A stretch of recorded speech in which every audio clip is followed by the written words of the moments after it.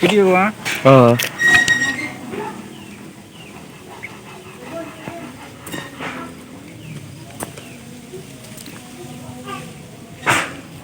Sederalun, rumah bantuan dari Pemkab Aceh Timur untuk keluarga korban ruda paksa DN 28 tahun atau ibu dari almarhum Rangga mulai dibangun.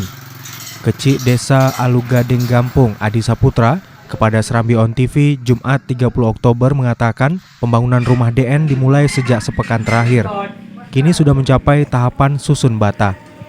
Pembangunan rumah tipe 36 meter persegi tersebut berada di lokasi yang baru, hasil dari pembelian tanah oleh seorang dermawan bernama Muzakir, persis di belakang rumah abang iparnya.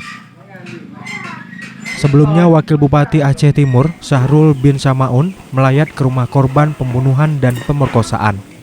Pada kesempatan tersebut, Wakil Bupati Aceh Timur berjanji akan membantu pembangunan rumah bagi keluarga korban yang kini telah terrealisasi.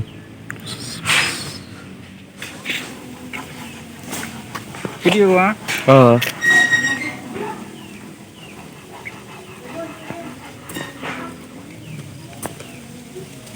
Dari Aceh Timur, Zubir, Serambi On TV.